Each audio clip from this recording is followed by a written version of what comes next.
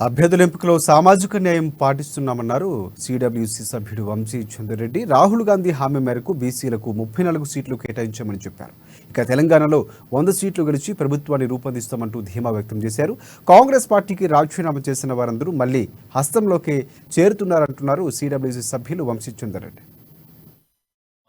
జాబితా ఎప్పుడు విడుదలైనా, ఎన్నికలు ఎప్పుడు జరిగినా తెలంగాణ రాష్ట్ర ప్రజలు నిర్ణయించుకున్నారు. ఈ అవినీతి పాలన, కుటుంబ పాలనని అంతమొందించాలని, కాంగ్రెస్ పార్టీని గెలిపించాలని రాష్ట్ర ప్రజలు నిర్ణయించుకున్నారు. భారత్ జోడో యాత్ర రాహుల్ గాంధీ గారు ప్రారంభించిన తర్వాత, రాహుల్ గాంధీ గారి భారత్ జోడో యాత్ర ముగిసిన తర్వాత ఏ రాష్ట్రాలలో అయితే ఎన్నికలు జరుగుతున్నాయో ఆ రాష్ట్రాలలో కాంగ్రెస్ పార్టీకి అఖండ మెజారిటీ వస్తున్నది. మనం కర్ణాటక రాష్ట్రంలో చూడడం జరిగింది. అదేవిధంగా తెలంగాణలో కూడా కాంగ్రెస్ పార్టీ అధికారంలోకి రాబోతుంది. 119 స్థానాలకు గాను 50 స్థానాలు తగ్గకుండా మేము గెలవబోతున్నాము.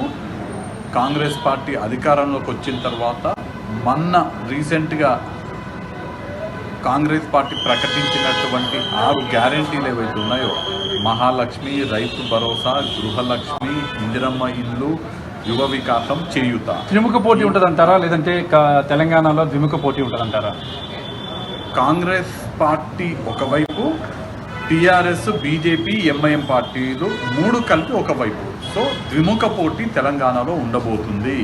పార్టీలు వాళ్ళు 3 అయినా కానీ ఆ మూడింటికి కూడా బీజేపీ, టీఆర్ఎస్, ఎంఐఎం 3 లోపాయికారి ఒప్పందంతో రాజకీయాలు చేస్తున్నాయి. కాబట్టి దీన్ని ద్విముఖ పోటీగా భావించాలి.